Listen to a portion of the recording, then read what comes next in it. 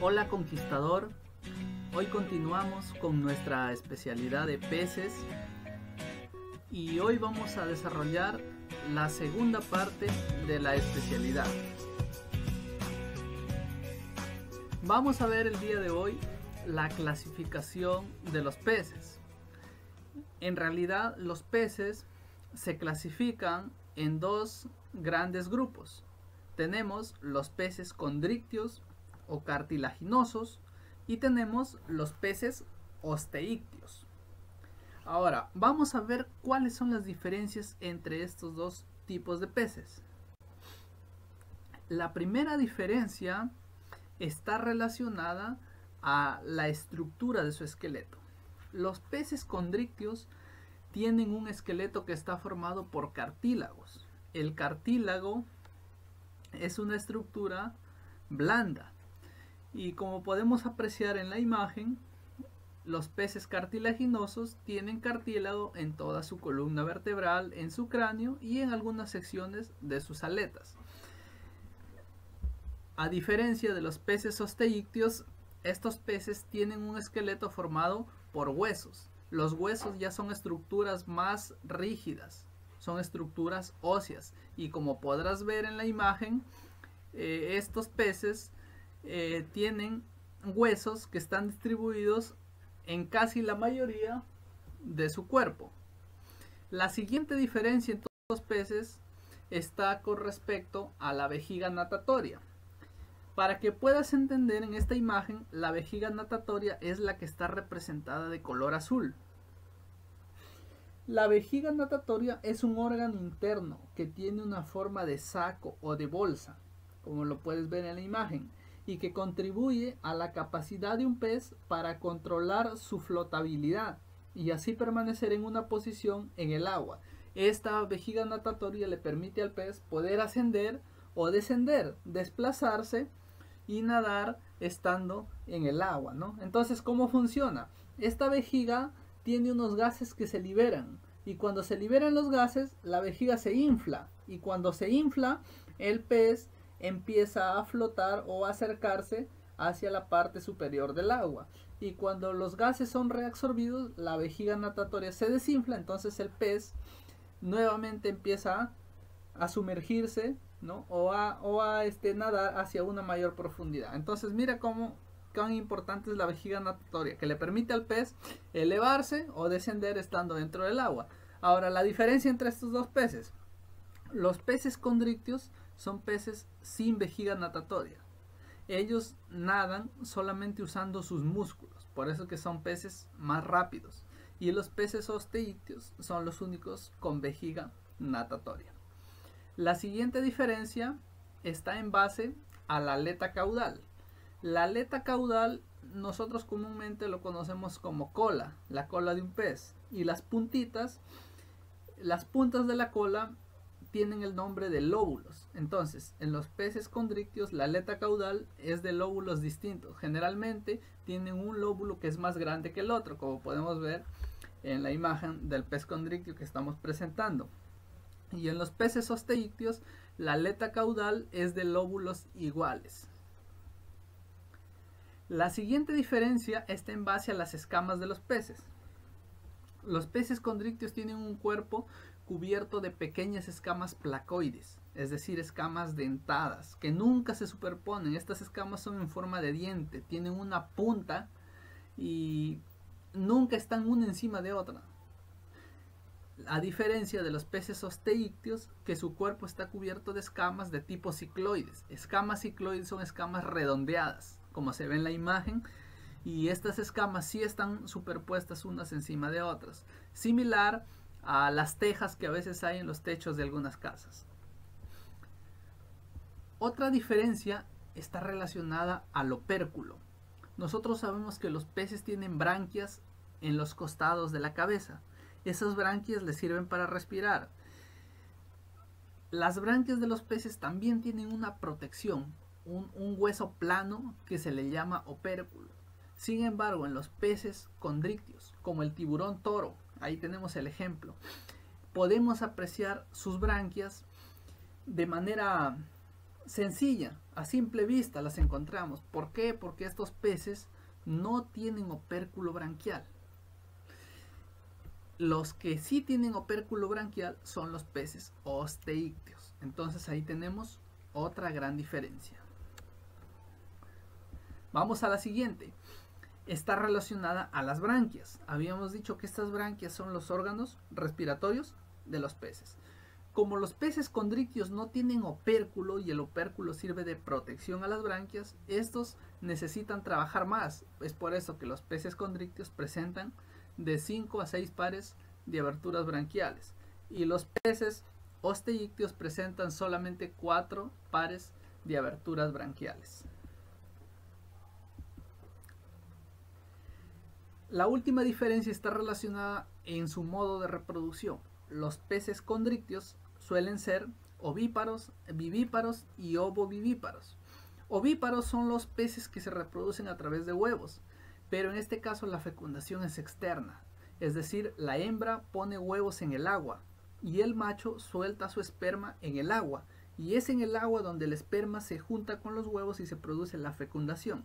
Entonces, los huevos muchas veces son acumulados, se pegan cerca a las rocas, cerca a la parte más profunda de las aguas, y es ahí donde son incubados hasta que se cumple el periodo en que se produce la eclosión, en que las crías rompen el cascarón y salen. Esa es la reproducción ovípara. La reproducción vivípara ya no es a través de huevos, sino que las crías, la fecundación se produce dentro del pez hembra. Entonces las crías se van a desarrollar en el útero de la hembra, y cuando ya llega el momento determinado, se ha cumplido el periodo en que se han desarrollado por completo, entonces finalmente salen del cuerpo del pez. Y la reproducción ovovivípara es una mezcla de vivíparos y ovíparos.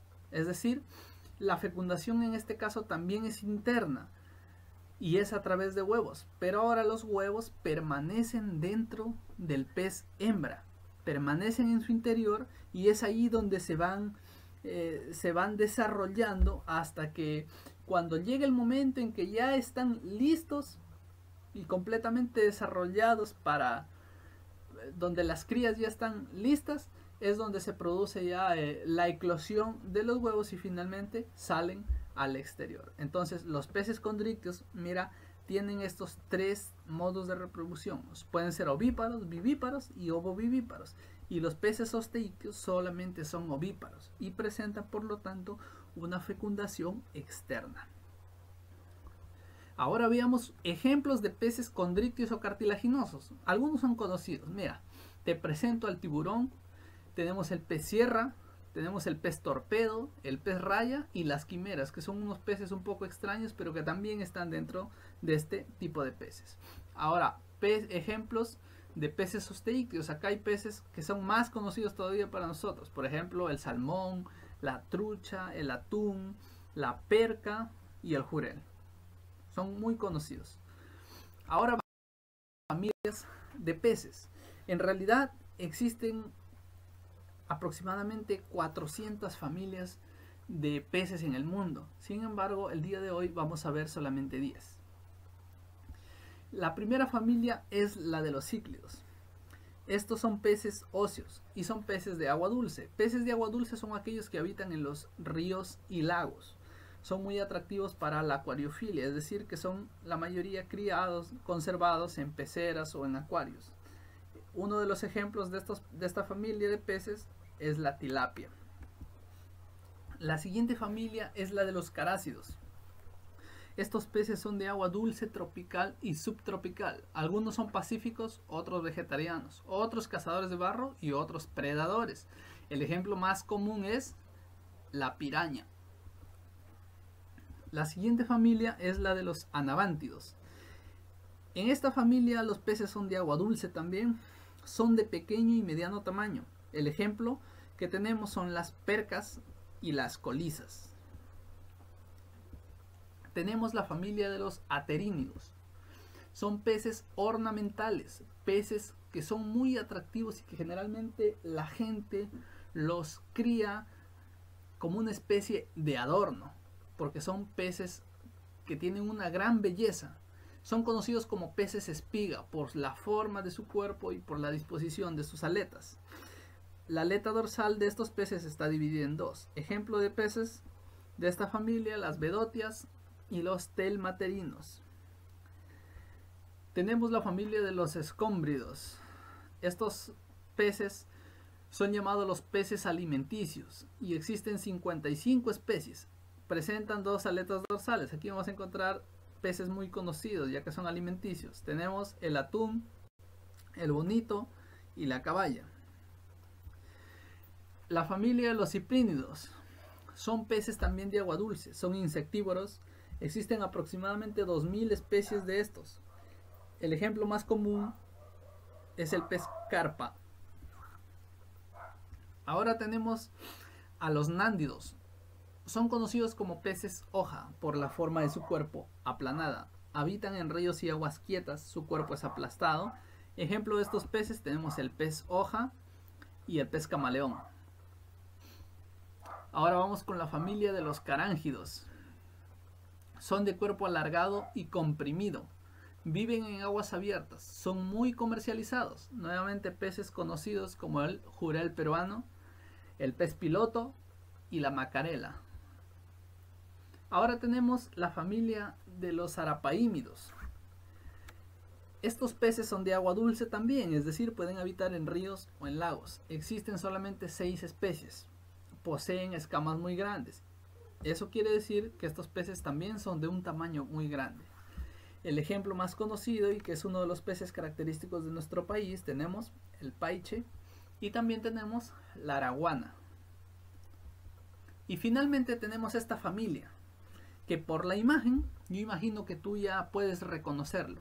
Es la familia de los lámnidos. Y esta familia tiene las siguientes características. Tienen un hocico cónico, es decir, que el hocico de estos peces tiene una prolongación que termina en forma de punta. Tienen los dientes separados a la misma distancia unos de otros. Ejemplos de estos peces tenemos el tiburón blanco y el marrajo negro. Interesante, ¿no? Ahora vamos a ver los peces típicos en nuestro país, en el Perú.